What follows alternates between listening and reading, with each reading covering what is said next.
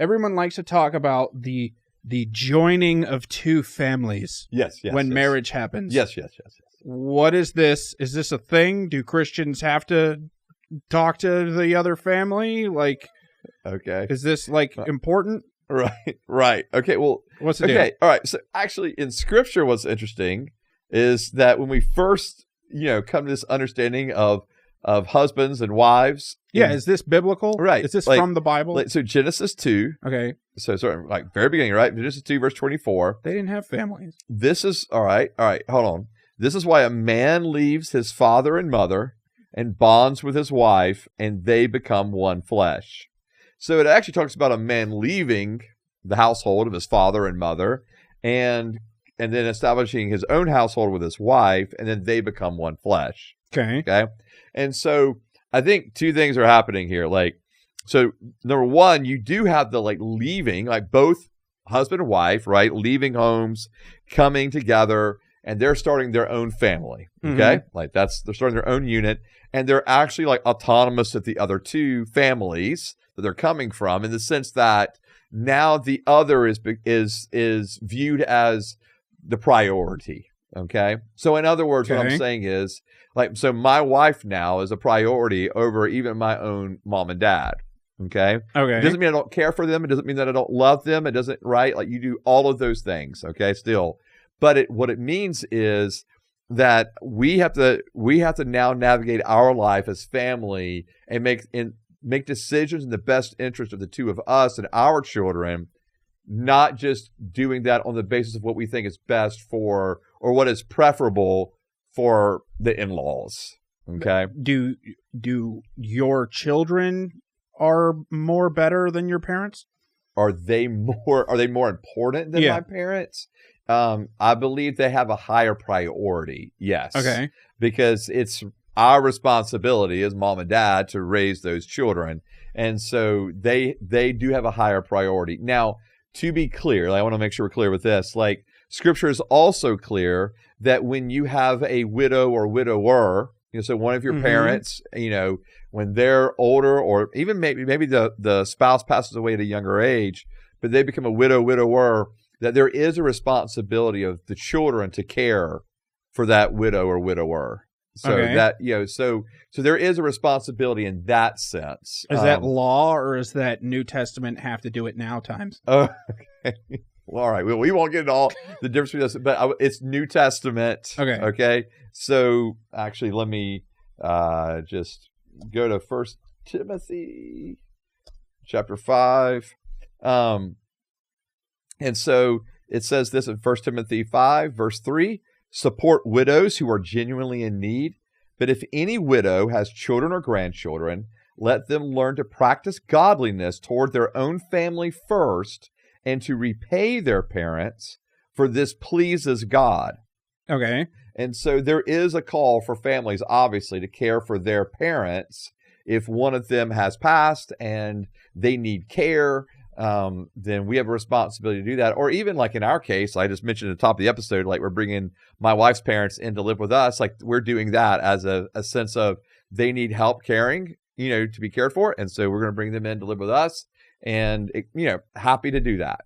And okay. So if your house is on fire, of course, your wife and your 3 children and your wife's mom and dad and your mom and dad and your dog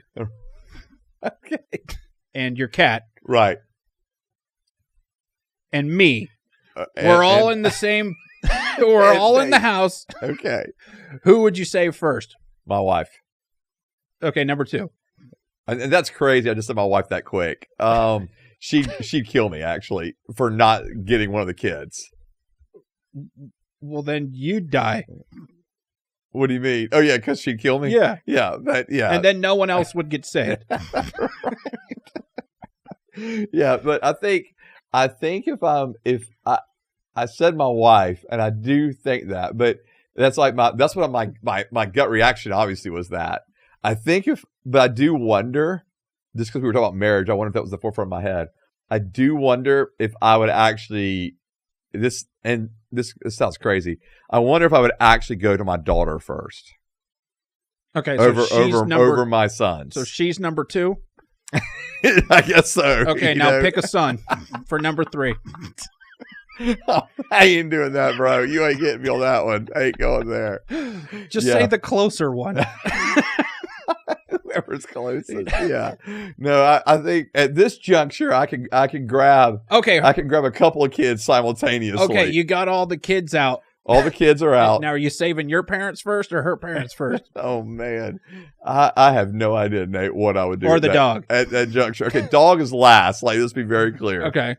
Dog can last. get out by itself. Right. If it can't, I'm sorry. Yeah. Like, love you, Bucky, but, if you can't make it, you can't make it. Okay. Yeah. And thank you for letting me die. You're very welcome. Whew. Yeah. Like, bad Nate, way to die, but. Nate, if you can't take care of yourself, I'm sorry. We didn't want you here anyway. Yeah. Why were you even at our house? Okay. Yeah. All right. Yeah. So joining of 2 families, like when they talk about it in Godfather, this is what you're talking about? Well, so I think that's so. Okay, all right. So here's what I'm saying is, like, there's the 2 things happening at once. Like, there is we're an autonomous family now, like the husband and wife and their children. They have to make the decisions that's best for their family unit. But there is also the responsibility to care for the other families, and a lot of this depends. Like, you have individuals that have better relationships with their mom and dad than others do. Mm-hmm. And so you may be in a marriage situation where everybody, like where the wife is really close with her family and her parents, but the husband's not close with his. Okay. I mean, that happens, or vice versa. And so you do have those kind of situations. So I do think it's all a little bit unique depending on the actual family dynamics. Okay. Well, I've always thought of this as like our 2 families are joining for the benefit of both families in some way. And it should be that way. For how? Well, how does it benefit anybody? Yeah, well, hopefully, I mean, on just a pure procreation status, like we're continuing on the families, right? So you have that in play, but then also because of this, because of we are children coming together, and now we actually are called to support our parents, as it says here, to practice godliness for their own family first and to repay their parents, for this pleases God. I do think there is a cool dynamic there where now you have children and grandchildren that can actually provide care for the parent, for the parents of the husband and wife. They have children and grandchildren to help provide care for them even as they age, and not just provide care, but even to be joy. That you've got grandkids and kids, and we're doing things together and all that kind of stuff. And so I do think there is a benefit, and I do think that we're naive if we think that even if you don't have a great relationship with the other family, you still bring those family dynamics into your marriage, right? Okay. Like, everyone brings, so both spouses are going to bring family dynamics into their marriage. Things that what it was like when it was growing up, things they want to repeat, things they do not want to repeat, Everything from expectations of the roles of husbands and wives to traditions that we want to keep or not want to keep, to the way we communicated or did not communicate, or what we value in experiences in terms of, like, do we put our money toward vacations, or do we put our money toward savings? Like, there's all these dynamics that you're coming together with that often are influenced by your family upbringing. And so I do think when families come together, it's the physical families coming together, but it's also the values, experiences, expectations of families that are coming with it as well. Okay. And so I think that can be really fun to work through, but it also can be pretty trying at times. If you have family values that are really different, that the husband and wife come from, that can clash and cause issues. So, okay. Yeah. So, whole lot of family dynamic stuff going on.